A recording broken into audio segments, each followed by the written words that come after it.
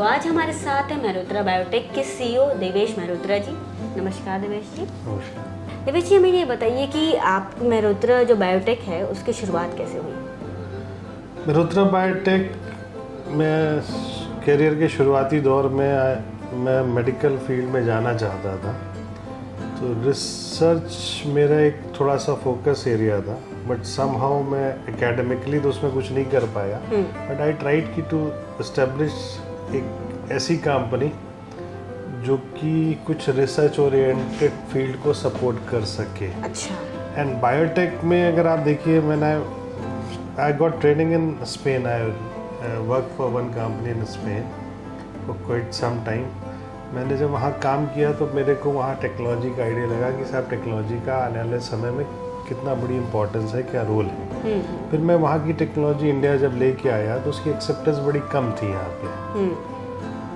But somehow like मेरा focus area था how to control बायोहजार्डस, जो एयर में पॉल्यूएंट्स होते हैं, जो एयर में इन्फेक्शन एजेंट्स ट्रेवल करते हैं। जैसे रिसेंट आपने केस देखा होगा, Covid is a airborne disease, means उसका ट्रेवलिंग जो थी इनहेलेशन रूट से होती थी, इन्फेक्शन एयर है।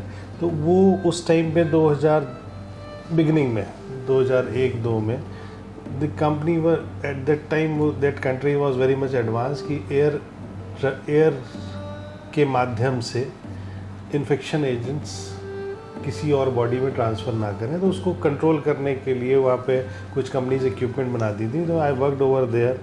वो टेक्नोलॉजी में लेके आया। शुरू में बायोहजार्डस का इतना ज़्यादा वो नहीं था इंडिया में, उसकी जागरूकता नहीं थी।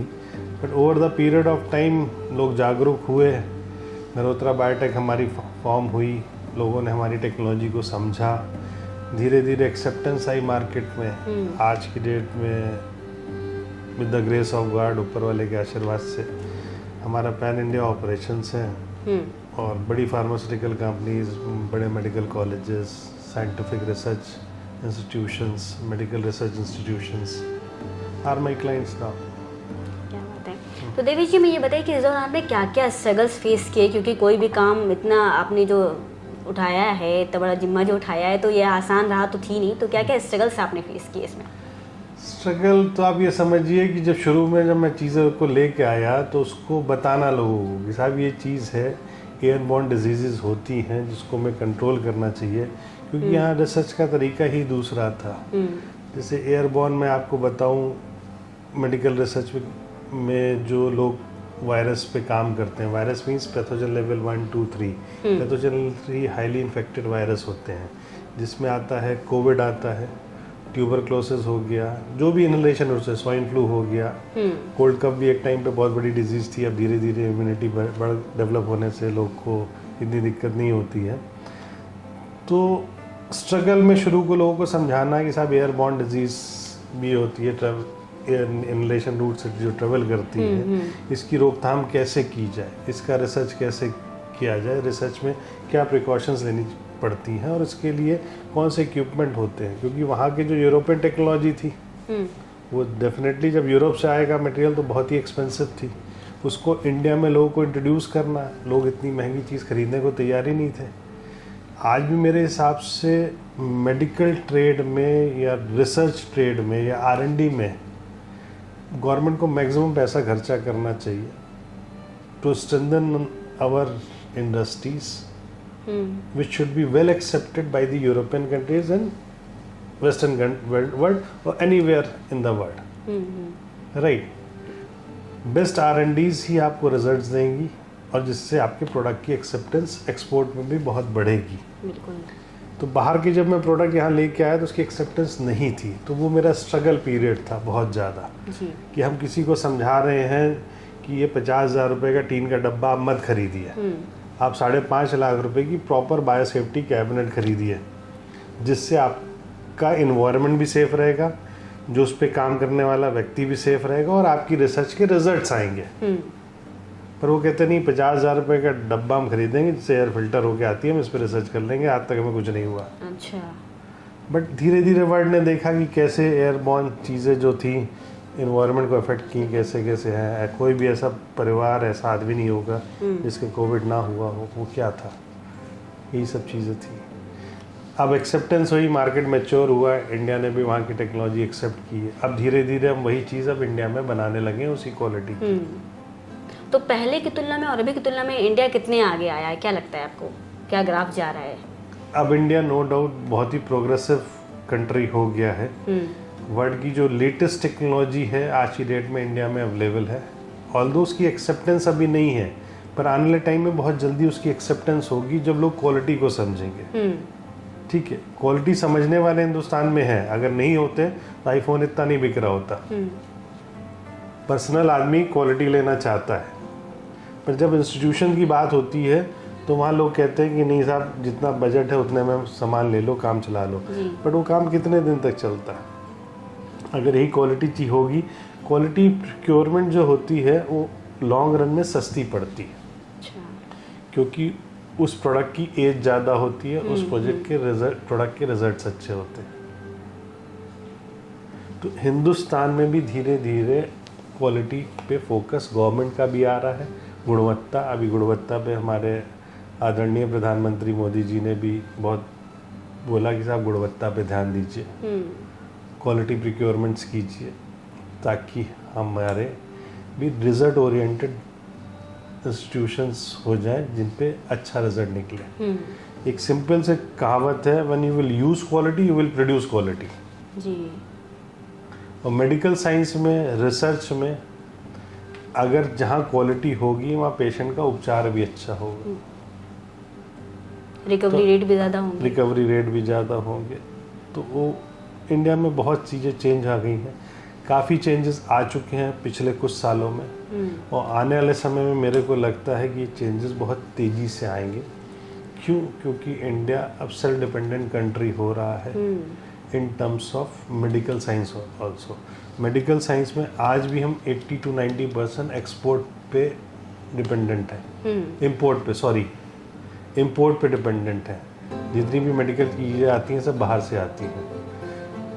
ठीक है, जिस दिन वो गुणवत्ता यहाँ हिंदुस्तान में बनने लगेगी ना, तो हमारा इंपोर्ट पे डिपेंडेंसी कम हो जाएगी, और वो सेम क्वालिटी का आइटम जो हम एक्सेप्ट बनाएंगे, जो मेडिकल ऑर्गेनाइजेशन में एक्सेप्टेड होगा, देन हमारा एक्सपोर्ट भी डिफरेंट होगा। क्योंकि इंडिया में ब्रेन बहुत है। India is the larger exporter of brain. Brain means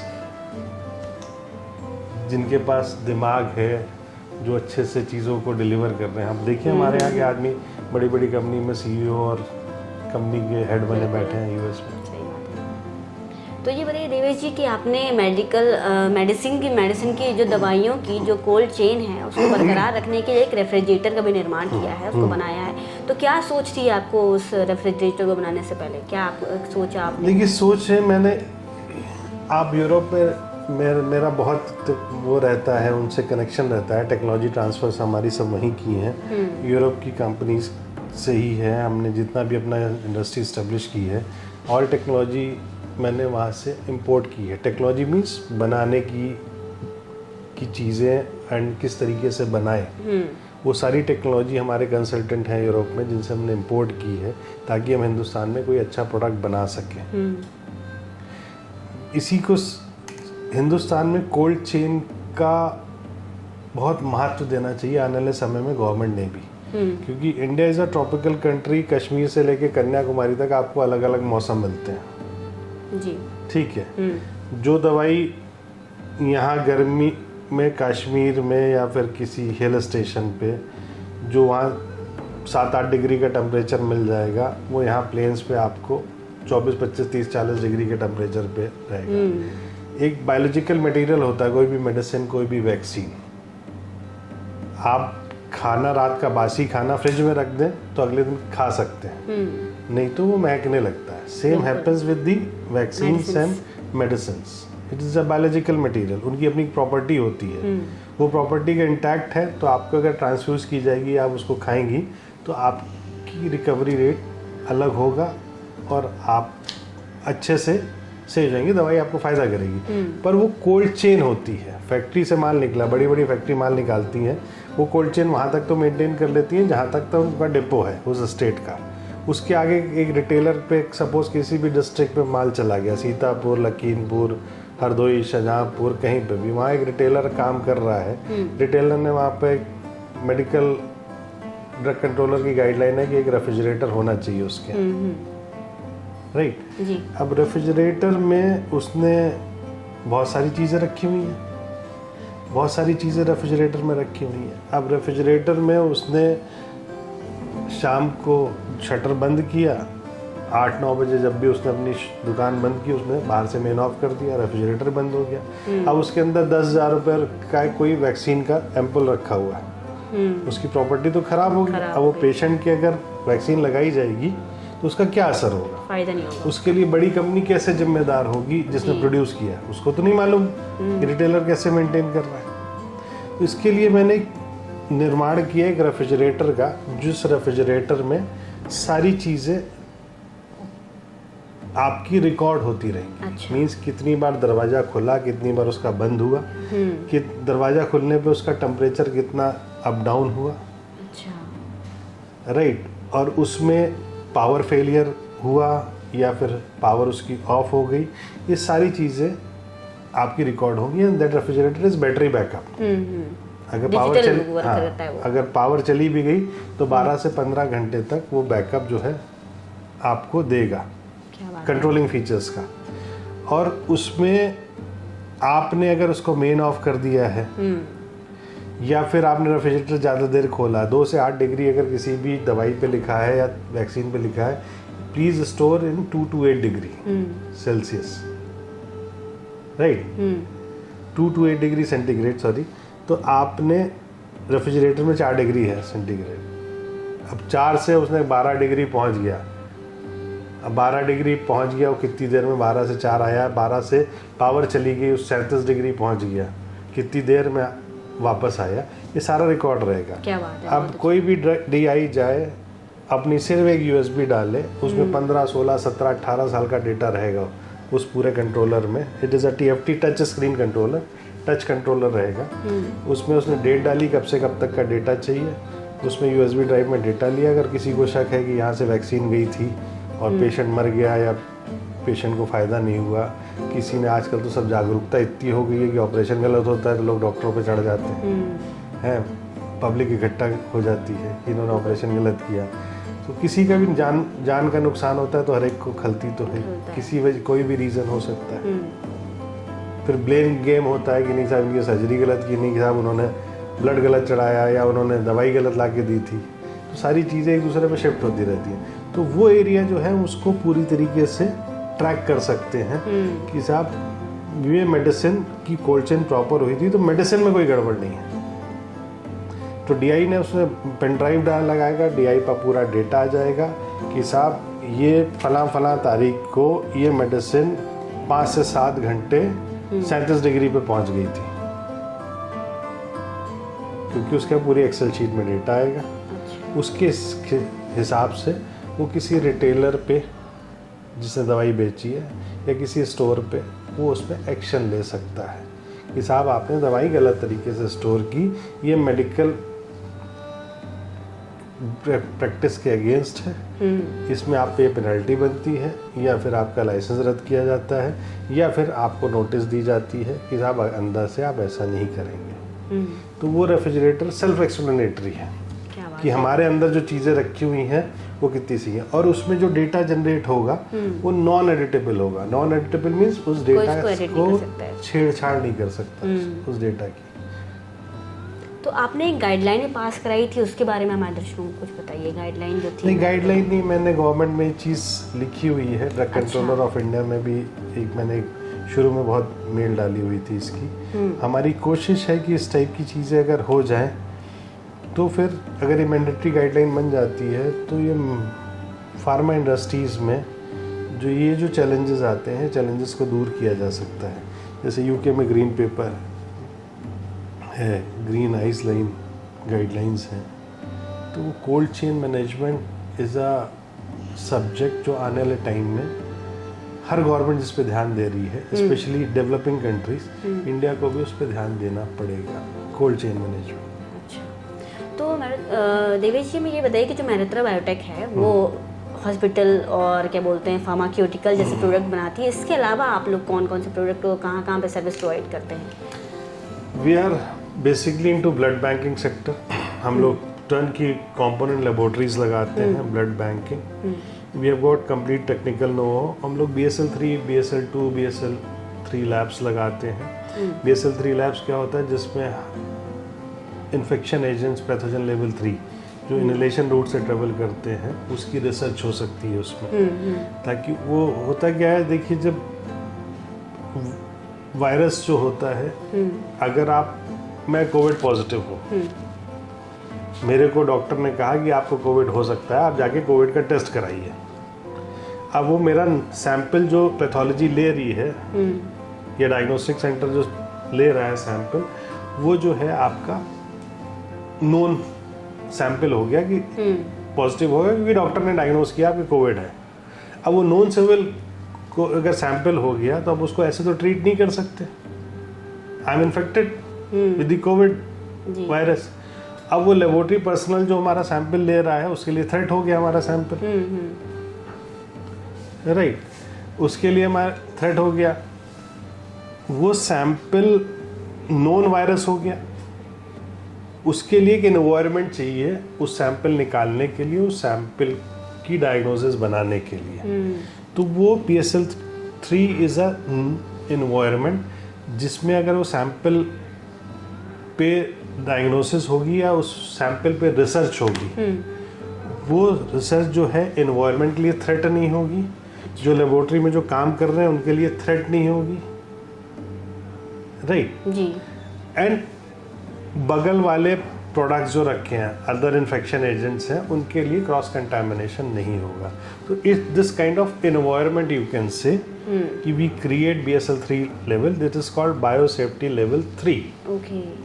उसकी एंट्री भी डिसिप्लिन होती है, गाउन के साथ एंट्री होती है, ठीक है। उसमें एक शावर रूम होता है, गाउनिंग रूम होता है। उसके बाद हम BSL-3 में जाते हैं, उसमें नेगेटिव प्रेशर लैब होती है।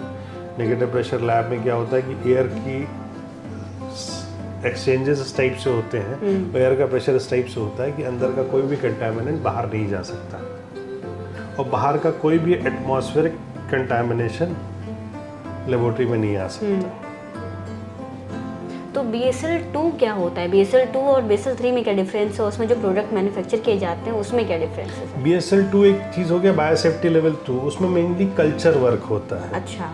कल्चर वर्क मीन्स होता है कि उस प्रोडक्ट को कोई एटमॉस्फेरिक कंटामिनेशन ना मिले, उसमें हम कल्चर कर सके, कल्चर ग्रो करा सके, राइट। तो उसमें क्लीन एयर एनवायरनमेंट हम उनको दे सके, ताकि जो क्लीन एयर हो, जब एयर क्लीन होगी तो एयर में कोई कंटामिनेंट्स नहीं होंगे, तो प्रोडक्ट क्लीन होंगे। जैसे HIV टेस्टिंग है। HIV क्या होता है? Basically blood to blood contact से होता है, इनहेलेशन रूट से नहीं होता।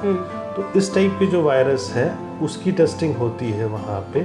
जो इनहेलेशन रूट, जो हवा से बीमारियाँ फैलती हैं, उसकी टेस्टिंग जो होती है वो BSL-3 में होती है।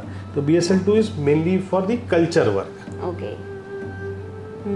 और BSL-3 is for the testing of pathogen level 3 और रिसर्च फॉर पैथोजन लेवल 3 जो भी उस पे वायरस पे काम कर रहे हैं। अच्छा, तो ऑर्गेनिक फार्मिंग को लेकर आजकल सरकार बहुत जागरूक है और किसानों के लिए बहुत कुछ कर रही है। तो एग्रीकल्चर फील्ड में आप क्या प्रोडक्ट लाने की तैयारी है, या फिर उसमें क्या करने का सोच रहे हैं आप लोग? देखिए, मेरी जहाँ तक समझ है, मेरी ऑर्गेनिक फार्मिंग ज़रूरी इसलिए होनी चाहिए, मेडिकल लाइन में हूँ तो मैं जितनी मेरी समझ है मैं उसके हिसाब से ही आपको बता सकता हूँ। आपने देखा होगा एज पर WHO रिपोर्ट, आने वाले कुछ सालों में हर 10वां पेशेंट कैंसर का पेशेंट होगा। अच्छा। राइट। पर है जहाँ पे प्रोडक्ट की एक्सपायरी डिसाइड करनी हो, हमारे पास उस टाइप के इक्विपमेंट है। प्रोडक्ट की स्टेबिलिटी डिसाइड करनी हो, मेरोत्रा बायोटेक ऐसे प्रोडक्ट बनाता है, जैसे आपने कोई प्रोडक्ट बनाया, ऑर्गेनिक फार्मिंग से ही बनाया, किसी बनाया, अब आपको नहीं मालूम है कि साहब ये कितने दिन तक लास्ट करेगा, 3 दिन चलेगा, 6 महीने चलेगा। तो उसकी स्टेबिलिटी टेस्टिंग के लिए भी हमारे पास चैम्बर्स होते हैं, जिसमें प्रोडक्ट की स्टेबिलिटी हम टेस्ट करते हैं, उसके हिसाब से हम प्रोडक्ट की एक्सपायरी टेस्ट करते हैं। तो उस केस में हम उनकी ऑर्गेनिक फार्मिंग वालों की, उस केस में हम जाके मदद करते हैं। अगर वो कोई प्रोडक्ट बना रहे हैं तो उसकी गुणवत्ता क्या है और वो उसकी एक्सपायरी डेट क्या है, इन सब चीज़ों में। तो आगे की क्या प्लानिंग है, आगे क्या करने का सोचा है और मार्केट में नया और क्या आने वाला है? देखिए मार्केट में क्या है कि अभी जैसे मैंने स्टेट गवर्नमेंट के साथ एक MOU किया है जिसमें हम CRO लाने की कोशिश है हमारी। CRO मतलब contract research organization. As far as North India is concern, North India में we are lacking behind in biotech field. Means हम बहुत पीछे हैं बायोटेक इंडस्ट्री में पूरे नॉर्थ इंडिया में। हमारे यहाँ के बच्चे जो स्कूल कॉलेज से बायोटेक ग्रेजुएट होकर निकल रहे हैं, ठीक है, जिन्होंने बायोटेक बीटेक बायोटेक किया है, एमटेक बायोटेक किया है, उनके पास कोई जॉब ही नहीं है। हमारी कंपनी में बहुत सारे लोग आते हैं कि साहब बीटेक बायोटेक है, एमटेक बायोटेक है, हम लखनऊ छोड़ के नहीं जा सकते, माता पिता की वजह से हमारी रिस्पॉन्सिबिलिटी है, हम साउथ में नौकरी नहीं कर सकते, क्योंकि सारी ओपनिंग साउथ में है। जितनी देखिए आप बायोटेक इंडस्ट्रीज़ में स्टेट, कर्नाटका स्टेट देख लीजिए, आंध्रा देख लीजिए, तेलंगाना देख लीजिए, महाराष्ट्र देख लीजिए, गुजरात देख लीजिए, they are far head in biotech field. North India में नहीं है। तो मेरा एक एम है कि हम एक ऐसा CRO बनाएं जिसमें हम उनको करियर ओरिएंटेड कोर्सेज करा सकें। CRO means contract research organisation. विदेशों के रिसर्च के ठेके ले सकें, मतलब उनके कॉन्ट्रैक्ट ले सकें, क्योंकि विदेशों में रिसर्च बहुत महंगी है। इंडिया में ब्रेन है और Lucknow is the ideal place. Lucknow is a science city. जी। लखनऊ में 4 CSIR इंस्टीट्यूट हैं, 3 ICAR बॉडीज़ हैं, KGMC सबसे पुरानी medical university, PGI is a very good research centre. तो लखनऊ में बहुत बड़े बड़े सेंटर्स आ रहे हैं। Medically Lucknow is very sound. तो यहाँ पे जो साइंटिस्ट रिटायर हो जाता है, तो साइंटिस्ट तो रिटायर हो गया, सब ब्रेन तो नहीं रिटायर हुआ ना जी। उसने जो अपने जीवन में इतना एक्सपीरियंस हासिल किया है एक एक मॉलिक्यूल को डेवलप करने में, एक एक रिसर्च करने में। तो लखनऊ में हमारे कई साइंटिस्ट हैं जानने वाले जो रिटायर भी हो चुके हैं, उनको भी हमारा इनिशिएटिव बहुत अच्छा लगा। तो हम उन लोगों की मदद से या फिर बड़े बड़े संस्थान पे भी उन लोगों की मदद से कॉन्ट्रैक्ट रिसर्च ऑर्गेनाइजेशन डेवलप करेंगे, जिस पे हम रिसर्च करेंगे। वो चाहे प्लांट बेस्ड रिसर्च हो, ऑर्गेनिक फार्मिंग बेस्ड रिसर्च हो, चाहे वो कैंसर की मेडिसिन डेवलप करने की रिसर्च हो, अच्छा, चाहे वो डायग्नोस्टिक आइटम बनाने की से रिलेटेड कोई रिसर्च हो। This type of laboratory we are planning to set up. बहुत अच्छी ये प्लानिंग हमारी है। प्लानिंग है। और आगे आने वाले बच्चे भी करियर ओरिएंटेड कोर्स कर सकें, जिसमें उनकी स्किल्स भी डेवलप होंगी और वो स्किल्स कहीं ना कहीं यूज होंगी। तो ये बताइए देवेश जी कि 2022 में जो फूड इंडस्ट्री का मार्केट रेट था वो 2300 के लगभग था, और 2030 तक अनुमान लगाया जा रहा है कि वो 5200 बिलियन USD होने वाला है। तो इसमें आप क्या एक डिज़ाइन पेश करने वाले हैं या फिर क्या प्रोजेक्ट आप पेश करने वाले हैं?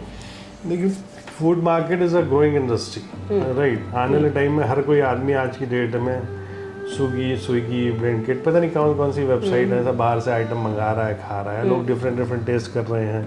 आज की डेट में कोई चीज़ें ऐसी थी जो हमारे लिए बिल्कुल नहीं थी और उस टाइप की चीज़ें आ गई हैं। हेल्थ फूड्स आ गए हैं, हेल्दी नमकीन्स आ गए हैं। हेल्दी तो बहुत food is a versatile industry हो गई जिसमें हर तरीके का कंजम्पशन आ रहा है। बहुत अच्छे अच्छे रेस्टोरेंट्स आ रहे हैं, बहुत सारे हो गए, आबादी भी बढ़ रही है और लोग की पेइंग कैपेसिटी भी बढ़ रही है। बाहर जाने का आफ्टर कोविड लोगों में आ गया कि नहीं यार बहुत हो गया, वो अब लाइफ को अच्छे से जीना है और हमें बाहर आउटिंग भी करनी है, खाना भी खाना। तो ये इंडस्ट्री ग्रो करेगी।